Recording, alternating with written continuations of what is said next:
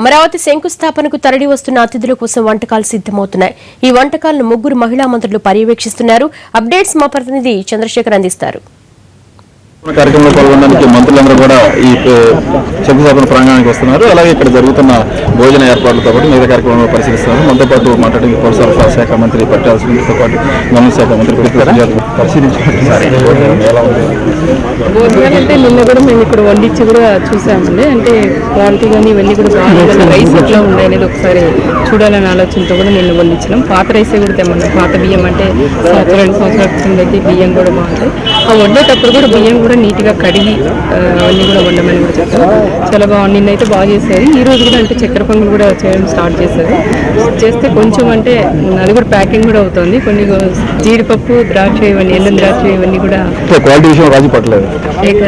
ఎక్కడైనా మేము క్వాలిటీ ఇదంతా మాత్రం రాజీ పడమండి. ఎందుకంటే మా గౌరవ ముఖ్యమంత్రి చంద్రబాబు నాయుడు గారు దాదాపు వచ్చిన ప్రజలందరికీ కూడా మంచి భోజనం పెట్టాలా, క్వాలిటీ ఉండే భోజనం పెట్టాలనేది దాని మీదే మా ముఖ్యమంత్రి చంద్రబాబు నాయుడు గారు ఉన్నారండి. దానికని మేము కూడా రేపు పండగ కాబట్టి, దసరా కాబట్టి వచ్చిన వాళ్ళందరికీ కూడా చక్కెర పొంగులు, పులిహారు, దద్దోజనం, దీంతోపాటు ఒక కాజా, దీంతోపాటు ఒక అరటిపండు, మజ్జిగ ప్యాకెట్, వాటర్ బాటిల్ ఇవన్నీ కూడా మేము పెట్టి ఒక ప్యాక్ చేసి వచ్చిన జనాలందరికీ కూడా మేము అందిస్తున్నాం.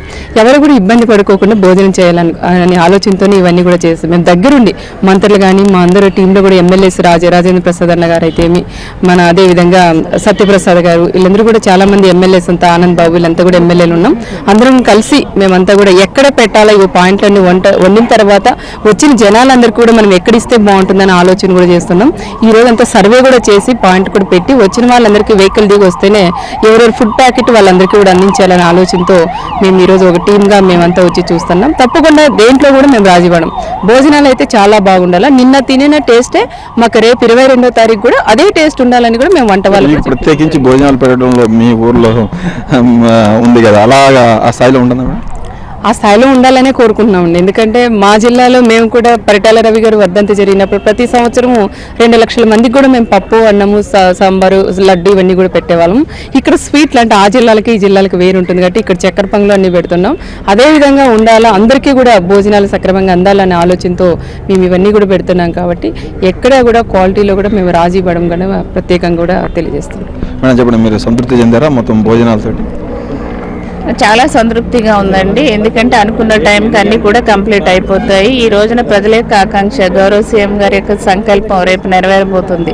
ఎన్ని కష్టాలు, చంద్రబాబు నాయుడు గారిని చాలా ఇబ్బంది పెట్టాలని చూశారు. ఆయన కూడా దేవుళ్ళు, తదాస్తు దేవుళ్ళు ఉన్నారు, సర్వమత దేవుళ్ళు ఉన్నారు, ఆయనకు ఆశీస్సులు ఇచ్చారు. ఈ రోజున రేపు గౌరవ ప్రధానమంత్రి గారి ద్వారా శంకుస్థాపన జరగబోతుంది.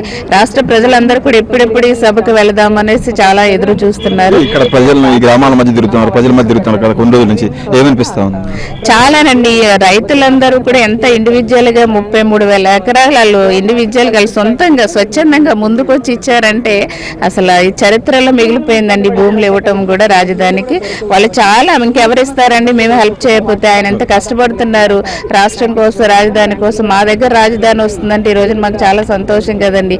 మేము కూడా హెల్ప్ చేయకపోతే ఇంకెవరు చేస్తారనేసి ఈ రోజున లేడీస్ కళ్ళలో ఆనందం, జెంట్స్ కళ్ళలో ఆనందం. భూములు ఇచ్చిన రైతులు స్వచ్ఛందంగా మేము ఇచ్చామండి అనేసి వాళ్ళు గర్వంగా చెప్తున్నారు. చాలా సంతోషంగా ఉంది. చరిత్రలో నిలిచిపోతుందండి ఈ రోజున ఆతిథ్య వంటల విషయాల్లో కూడా మేము ఎక్కడా రాజీ పడకుండా క్వాలిటీలు అన్ని ఏర్పాట్లు చేస్తున్నాము.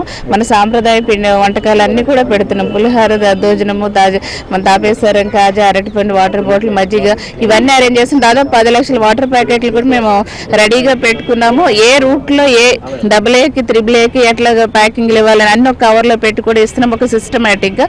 కాబట్టి ప్రజలందరికీ కూడా ఒక విజ్ఞప్తి అండి, అందరూ కూడా శాంతి భద్రతల విషయంలో, ట్రాఫిక్ విషయంలో ప్రభుత్వానికి సహకరించండి, పోలీసులకు సహకరించండి. మీ క్షేమమే మా యొక్క లక్ష్యం కాబట్టి మీరు క్షేమంగా వచ్చి క్షేమంగా వెళ్ళాలి. కాబట్టి ట్రాఫిక్ రూల్స్ పాటించి ప్రభుత్వానికి సహకరించమనేసి అందరిని కూడా విజ్ఞప్తి చేస్తున్న. అందరూ కూడా వచ్చి సభను విజయవంతం చేయాలి, మన ఆతిథ్యాన్ని కూడా తీసుకుని వెళ్ళాలని కోరుతున్నాం. ముఖ్యమంత్రి మురాలి గారు ఉన్నారు. మేడం చెప్పండి, మీరు స్వతహాగా కూడా గృహిణి కదా, వంటల విషయంలో జాగ్రత్త తీసుకుంటూ ఉంటారు. 1,00,000 మంది పైగా భోజనాలు పెట్టబోతా ఉన్నారు. ఇప్పుడు 1,50,000 మందికి భోజనాలు ఏర్పాట్లు అవుతున్నాయి. మేమైతే ఒక మహిళగా ఎంత విద్యార్థులైనా, ఎంత మంత్రి పదవుల్లో ఉన్నా కుటుంబ సభ్యులకు ఏ విధంగా పరిశుభ్రంగా, ఆరోగ్యకరంగా ఆహారం ఇవ్వాలనే జాగ్రత్తలు తీసుకుంటామో అదేవిధంగా వచ్చినటువంటి అతిథులందరికీ కూడా రుచి శుచి పరిశుభ్రత అనేటటువంటిది ప్రాధాన్యత అంశాలుగా తీసుకొని ఇక్కడ ఈ ఆహారం తయారు చేయడం అనేది జరుగుతుందండి. గత 3 రోజులుగా కూడా ఇక్కడ ఏ విధంగా తయారు చేస్తున్నారు అనేటటువంటి దానికి సూచనలు సలహాలు ఇస్తూ మరి ప్రత్యేకంగా ఆహారం పాడవకన్నా ఉండాలి అంటే పులిహార తయారు చేసేటప్పుడు అన్నం శుభ్రంగా ఆరాలని, చింతపండు పులుసు ఆరాలని, ఆరాకే కలపాలనేటటువంటి విషయాన్ని తెలియజేస్తున్నాం. అదేవిధంగా మా ఇంటి కార్యక్రమంలా చక్కగా చూసుకుంటున్నామండి. అతిథులందరూ వచ్చి పరిశుభ్రంగా ఆహారం తీసుకుని ఏదైతే ముఖ్యమంత్రి గారు ఒక ప్రతిష్టాత్మకంగా ఈ శంకుస్థాపన మహోత్సవం చేస్తున్నారో అది దిగ్విజయం కావాలని మేము కోరుకుంటున్నాం. టీడీపీ సీనియర్ నేత మాజీ మంత్రి తెనాలి ఎమ్మెల్యే రాజావర్మంతో ఉన్నారు. చెప్పండి, ఎలా జరుగుతూ ఉంది కార్యక్రమం అంతా? కూడా మీ సొంత ఇంట్లో కార్యక్రమం లాగా దగ్గరుండి జరిపిస్తా ఉన్నారు. ఎలా ఉంది ఫీలింగ్? జనంతో కలుస్తూ ఉన్నారు, ఈ భోజనాల్లో ఇన్వాల్వ్ అవుతున్నారు, తింటున్నారు. చాలా అద్భుతమైన కార్యక్రమం ఇది. ఎవరు కూడా ఊహించినటువంటి విధంగా ఈ కార్యక్రమం జరగబోతూ ఉంది.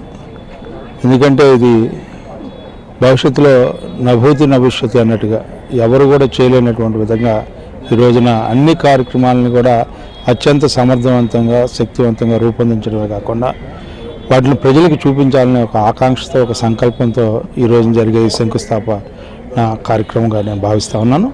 ఎందుకంటే ఈ రోజున జనం తండోపతండాలుగా స్మాల్గా ఇది ఒక విహారయాత్రగా, విజ్ఞాన యాత్రలాగా వచ్చి ఏం జరగబోతోంది, ఎట్లా జరగబోతోంది, ఈ యొక్క శంకుస్థాపన కార్యక్రమం ఎట్లా చేస్తూ ఉన్నారు, ఏ రకమైన కార్యక్రమాలు ఇక్కడ నిర్వహించబడతా ఉన్నాయని చెప్పి ప్రజల ఆకాంక్ష రోజుకి పెరుగుతూ ఉంది.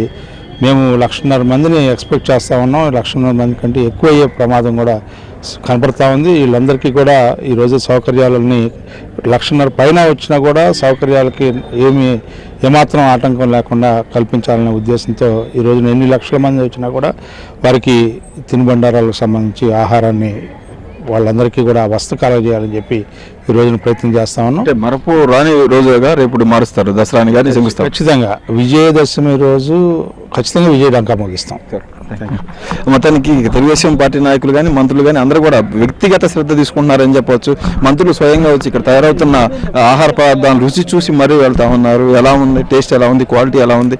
మహిళా మంత్రులు అయితే తమ ఇంట్లో ఎలాగైతే వంటలు చేసుకుంటారో ఆ వంటలు చేసేటప్పుడు ఎలాంటి జాగ్రత్తలు తీసుకుంటారో అలాంటి జాగ్రత్తలను కూడా ఇక్కడ తీసుకోవాలని చెప్తున్నారు. స్వయంగా ఒక్కొక్కరు ఒక్కొక్క ఐటమ్ను పరిశీలించి అక్కడ సూచనలు సలహాలు ఇస్తూ ఉన్నారు.